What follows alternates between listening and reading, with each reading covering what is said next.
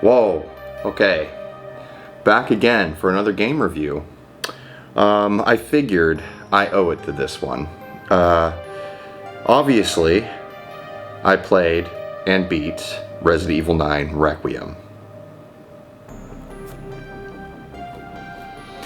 The funny thing is about this game, when I first heard rumors about it circulating on the internet, I did not think that it was going to go back to basically roots of Resident Evil. I thought we were going to still stay on the same path as Resident Evil 7 and Resident Evil 8 Village. But to my surprise, which I'm pretty happy about, we kind of went in a mixture of both. So what I mean by that is Resident Evil 9 takes elements from 7 and 8 and marries them with the reboots of Resident Evil 2, 3, and 4. Mostly 4 because obviously we know at this point Leon is one of the main characters of the game. Warning, this video is going to have spoilers all for Resident Evil 9 Requiem, 7, 2, 3, and maybe elements of Code Veronica. So if you haven't played Resident Evil 9 Requiem yet, and you just want to score, I would say this game's a solid 8. I would go get it and go play it and go buy it, especially if you are old like me and you grew up playing the old Resident Evil games and liked the remakes of 2, 3, and 4. My expectations for this one were mixed. Because there was so little known about the story, because I stayed off the internet when it came to all the news about this game, I don't like going into Resident Evil games reading on anything at this point. I just want to be surprised. And being a true, like, old fan, you know, I'm almost 40 years old now, I was actually pretty surprised to see the game try to go back to what the old people, such as myself, enjoyed about in the remakes, or at least touching upon things from Resident Evil 2, 3, Code Veronica, and 4. What I mean by that is there are so many elements here that I don't want to make this like a dragged out video, but there's so many things in here that I appreciate as an old person and an old fan of the series that were thrown in here that didn't need to be in there, but were just to like tip your hat and give a nod to the old folks. And it's kind of cool because, you know, Leon Kennedy at this point is really old. I feel that way too, and all of our characters are old now. You know, I know that we're getting into this point where I know 7 and 8 were to like build up Rose, right? And Rose is going to be a new character going forward in Resident Evil. She's just not in this one. And then we have Grace. Grace Ashford. Ashcroft? Ashford. Yeah, she's not, I don't think she's actually related to the Ashford family. I think it's Ashcroft. So yeah, that is what I appreciate is coming from an old person's perspective of the series. Is this game good? Yes, it's good. The first person element I kept on for Grace throughout her playthrough, like her sections of the game. I kept that on my first playthrough. And it felt tight, it felt solid. I didn't feel like it was clunky or like kind of floaty like it was in Resident Evil 7. The guns feel good. The thing that is funny about Grace, right, is that she's related to one of our characters from side stories back on PlayStation 2, which was Resident Outbreak 1, and I'll also think 2. Her mom was in that. But it was so weird when I saw the trailer to see a character from Outbreak brought into the current universe, because to me, I'm like, holy shit, like, does anybody even remember those anymore that isn't like into Resident Evil? Because like you think about the remakes, and the thing with the remakes is I felt that they, like, Resident Evil 2 on point. Great remake. 3, pretty good. 4, excellent. But nowhere does it touch upon any of that weird side story crap that we got back on the PlayStation 2 and on the original PlayStation. I'm talking about Survivor, which I did a review for, Dead Aim, which I did a review for. It was kind of cool, and I was like, that's what really like piqued my interest, because I was like, wow, we're going really back in lore now. And then having Sherry Birkin in the game, I know she was in 6. I didn't play 6. I mean, I own 6. I played it, but I didn't beat it because it was so fucking atrocious that I just couldn't force myself to play the game. Can't waste my time on bullshit. And that was also the time when Capcom was like really pumping out some bad Resident Evil games. Talking about Umbrella Corps 6, Operation Raccoon City, which was a fun premise, but in the end,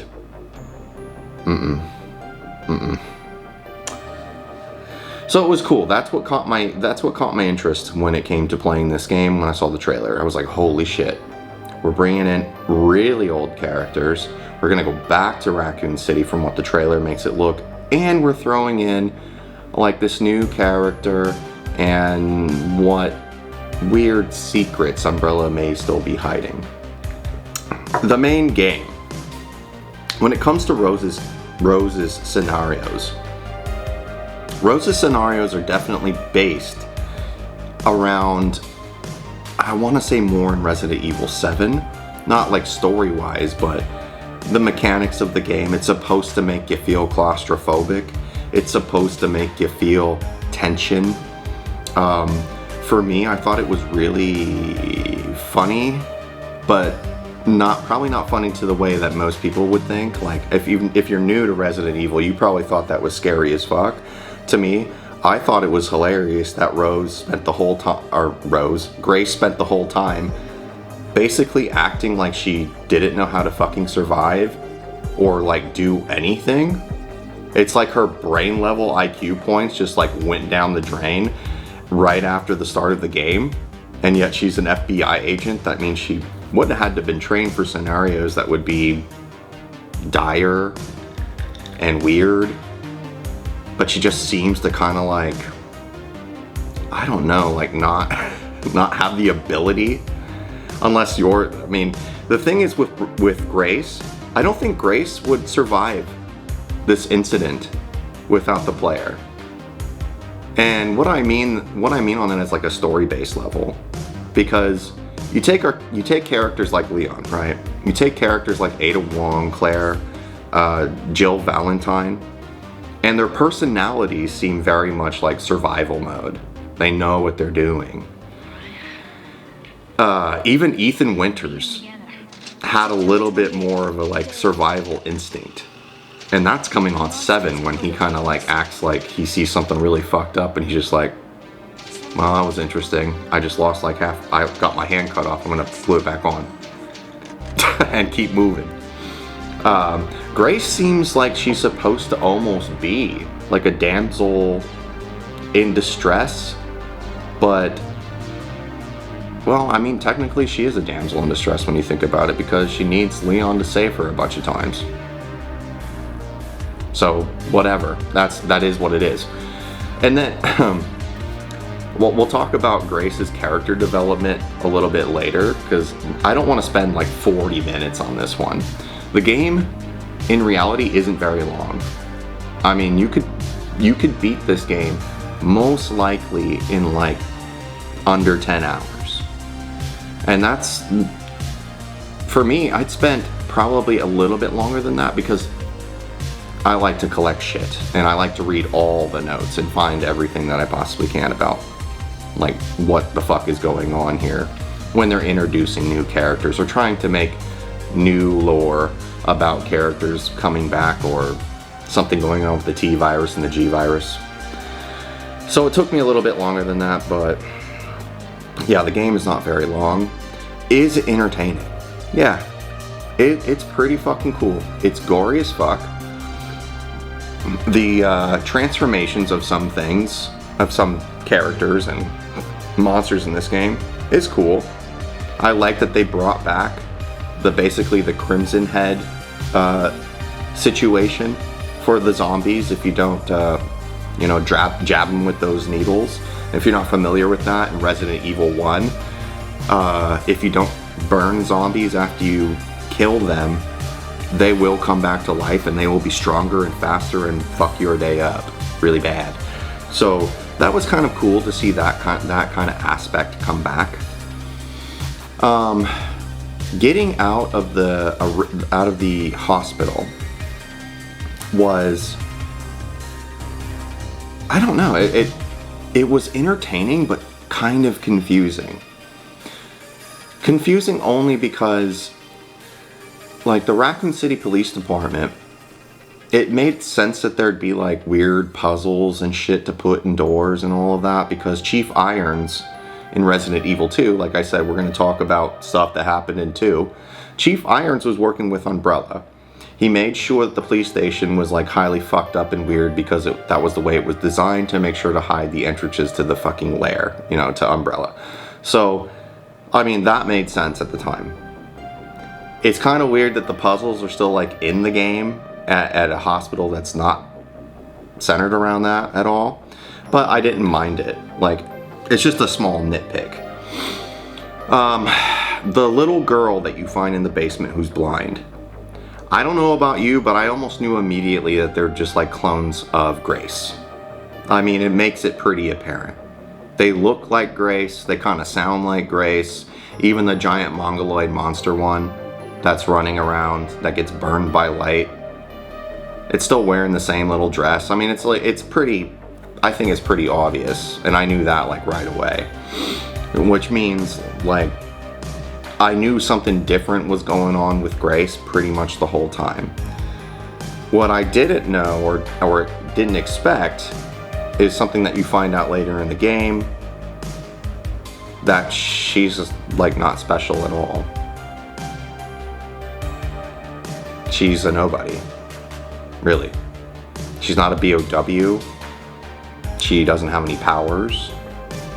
She's just a normal girl that was adopted by Spencer. So to me, like, I know we're jumping around here, but to me it was like, oh, I thought there was going to be more for Grace.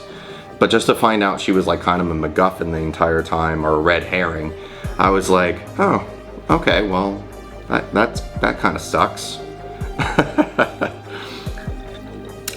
Let's get to Leon. Leon's campaign. It's pretty fucking good. It's pretty fucking cool. To see our characters, I was kind of paranoid at first. And I kept saying while I was playing it, I feel like we're getting to the point where Capcom is going to start murking our characters from the old games. I mean, I don't want to see it. It makes me sad to think about, but it also at the same time, I can accept it because, I mean, we've been doing this for like 20 years now. Or over 20 years now. So, I can expect, or would expect at this point, that, yeah, our characters are going to be old, and they're going to end up dying one way or another. Hopefully in a, like, blaze of glory, and it's not something lame, like Force Awakens bullshit. You know what I mean?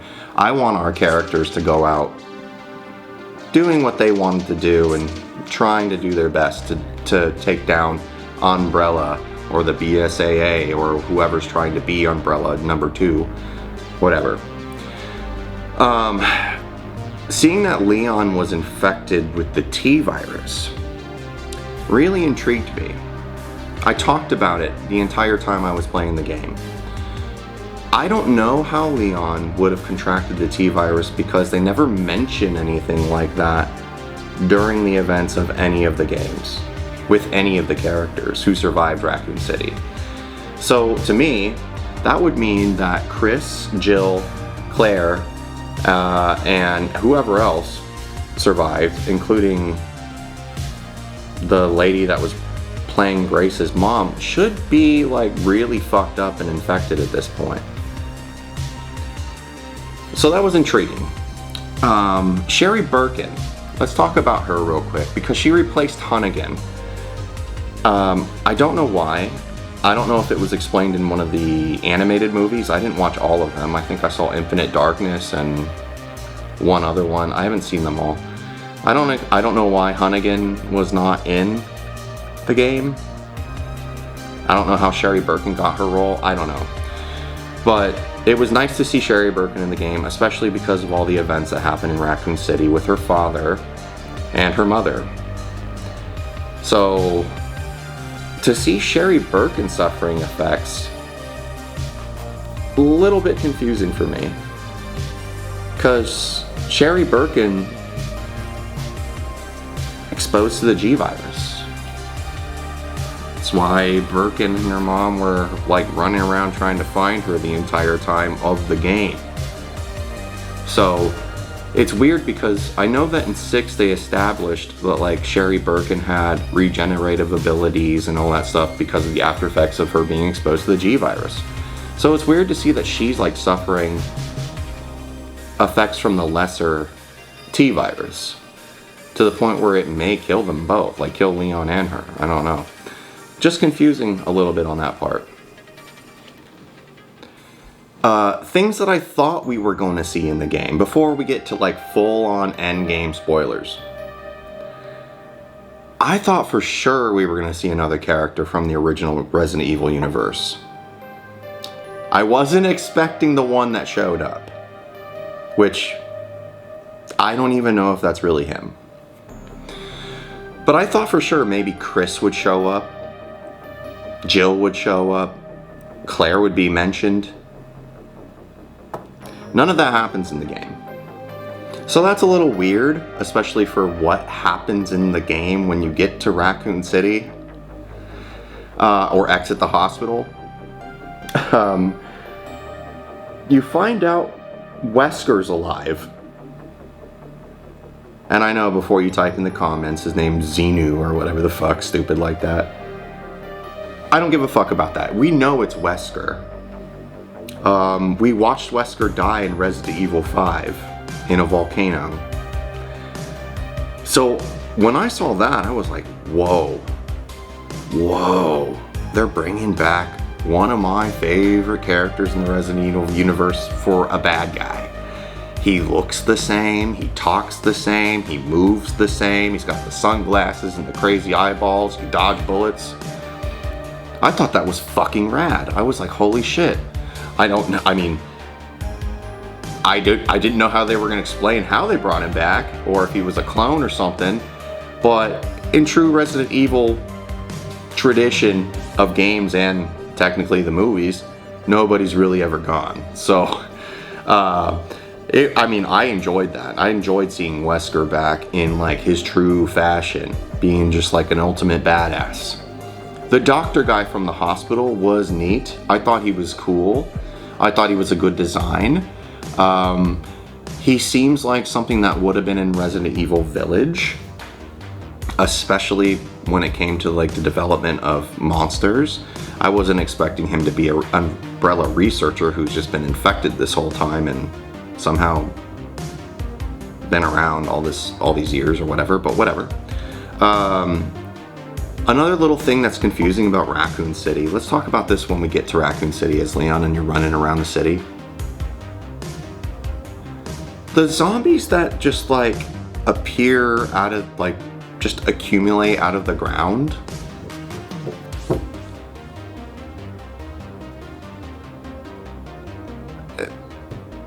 It's fucking weird, right? Like, Raccoon City was nuked.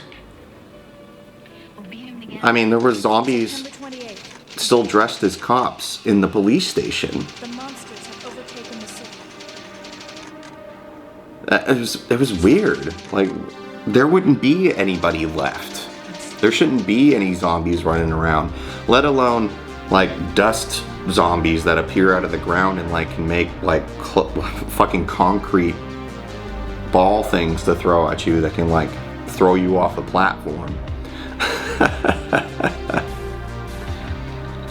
The Easter eggs of the game are fucking incredible. When I was playing it and I saw fucking Tofu Survivor show his fucking head through the window, I jumped up. I was like, no fucking way. And you can fucking shoot him and like hurt him like he'd get hurt in the old game, and that like warmed my heart. That made me so happy to see, because I was like, wow, like they didn't have to even like go that far to throw those Easter eggs in the game. And that made me truly, truly happy to see that, amongst other Easter eggs. I mean, okay, I know they called him in the battle the Admiral or whatever. We know as old fans that battle with Leon and Hunk is exactly what that was. That was Hunk finally in a Resident Evil game where he is finally given some sort of role that's not a side story, it's not a side off tangent game, it's not a battle game, battle royale or whatever the fuck game. Hunk finally gets his due, and I really respected that. I thought the fight between Leon and Hunk was really cool.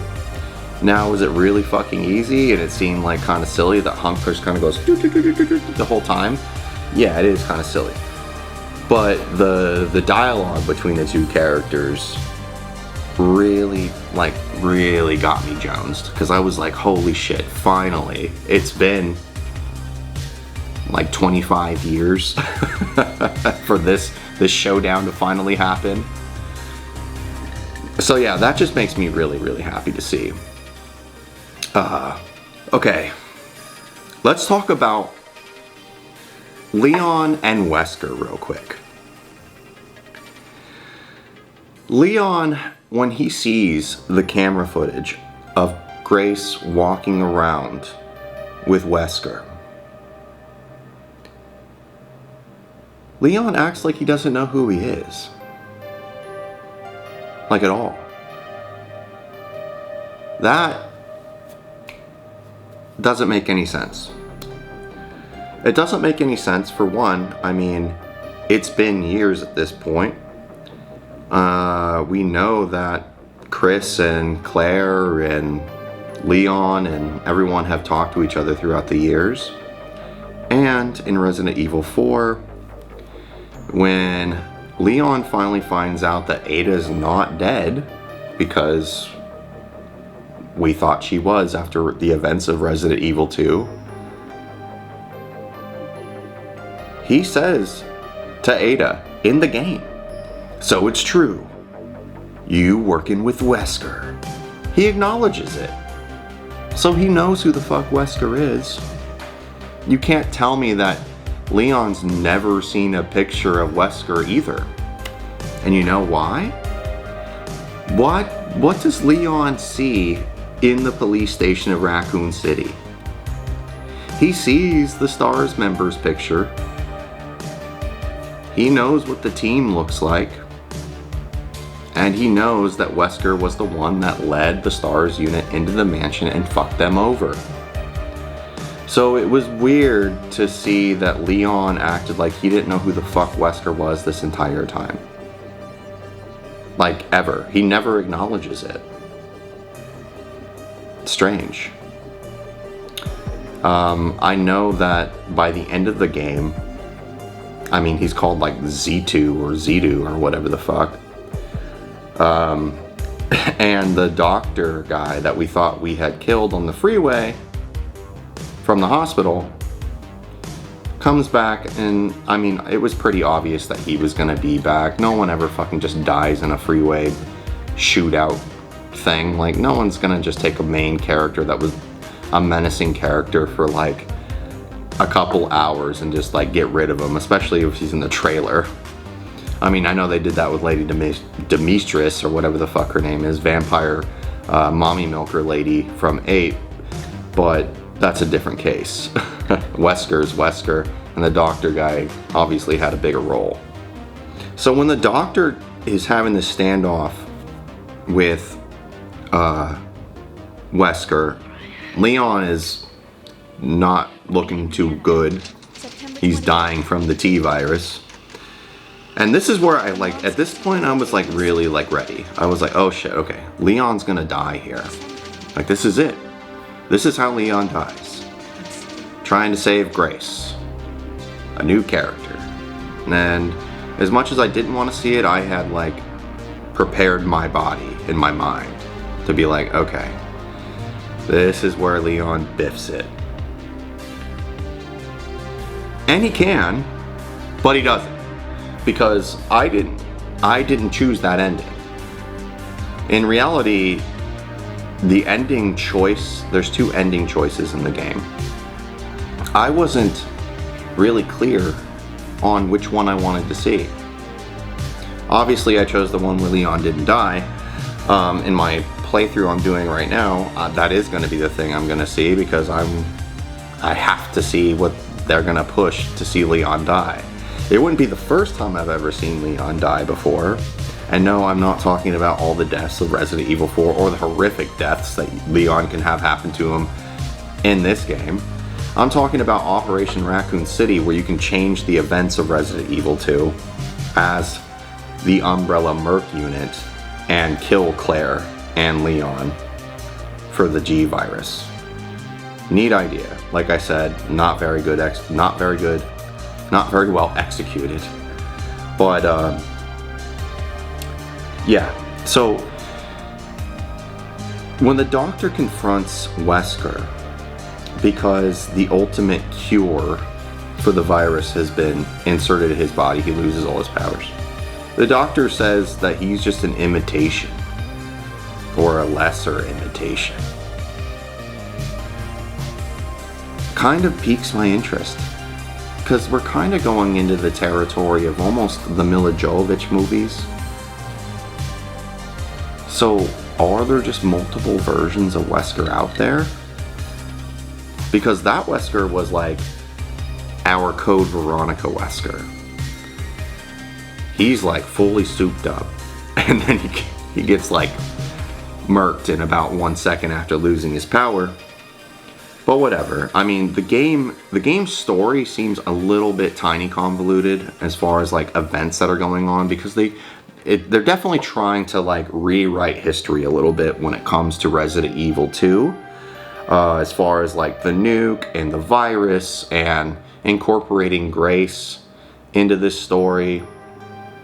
This doctor guy who we've never heard of before, which is, it's not out of the norm, because in Resident Evil Survivor and Dead Aim, there are notes that contradict events in Resident Evil 1 and 2. So it's like not abnormal for Resident Evil to like almost always retcon their own story with some sort of journal or dialogue or whatever. They're almost like the Evil Dead movies in that way, where it's like every movie's a retcon. The ending of the game. Let's go to the ending of the game. The ending. Leon doesn't die, at least in my ending. We never saw him grab the other vial for Sherry, but apparently he had one. And it sets up definitely a sequel. It's a sequel baiting ending, especially after the credit scene. I think it's a good game. If I were to rank this though, if you want my honest opinion, to rank this between the remakes and 7 and 8, 9 might be just one step above 7. So it would be 2 remake, 4 remake, 3 remake, 8, 9, and 7. That's how I'd rank them in order of all the ones that I've reviewed of all the new series that has come out. It is good. It is fun. At times I felt like, I don't know, like kind of like some parts are really cool. Some parts felt like I was playing a completely different game altogether. Like when we're using the mortar rounds to like blow away zombies on the roof. Fun? Yeah, sure. Did it feel like I was playing Gears of War at sometimes? Yes, it did. Being able to use the chainsaw in the game was really neat. I wish that there was more that you could do. The death animations of this game were really awesome. It made me feel like I was playing Dead Space. Having Mr. X back in the game, like, holy fuck. I didn't know that they had multiple Mr. X's. I thought in original Resident Evil games, Mr. X was like a hyper version of like the Tyrant. So like he was meant to look like a regular person so he could blend in and like do all that shit. He wasn't like Nemesis where he was all fucked up looking and just like hunting the stars down. But yeah, also very, very cool. I enjoyed that too, especially the little dialogues that get thrown around. Like Leon had a lot of like one-liners in this game, which I appreciate because he had a shit ton in 4. He's almost like the Peter Parker of the Resident Evil universe. I mean, he has a lot of quips and like shit talking he does to like make his enemies pissed off. So I appreciate that. So like I said, on a scale of 1 to 10, yeah, I give Resident Evil 9 Requiem an 8. Fun game. Is it a scary game? If you've played these series before, especially 7 and 8, or the remakes, I don't know how it's like super tension filled, but I'm also really old and like desensitized beyond. So for a new player of the series, if this is your first Resident Evil game, especially like if you're a teenager or whatever, I could see this being really fucking scary.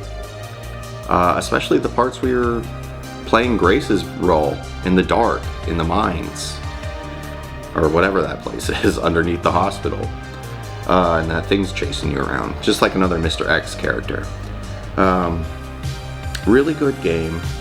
I would suggest anyone buying it, especially if you love Resident Evil, just to progress the story. I don't feel insulted by the story. I don't feel like this is supposed to be another game just with Resident Evil's title slapped across it, like I did with 7 and 8. I didn't think those games were bad, but they didn't feel like Resident Evil games to me.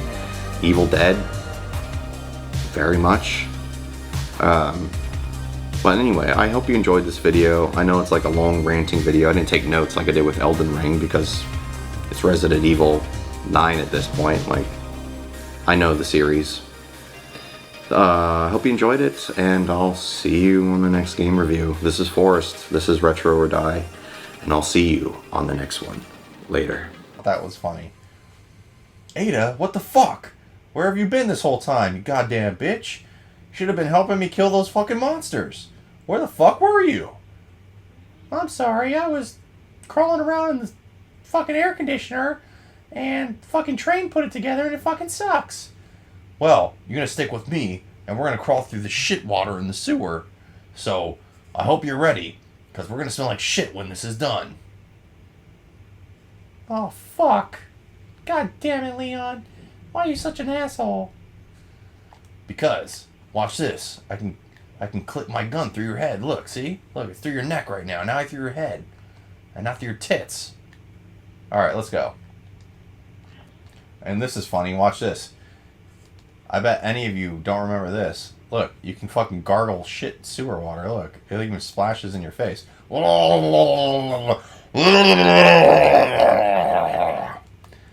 Ada's like, what the fuck are you doing, Leon? I'm fucking thirsty. Watch. You get water.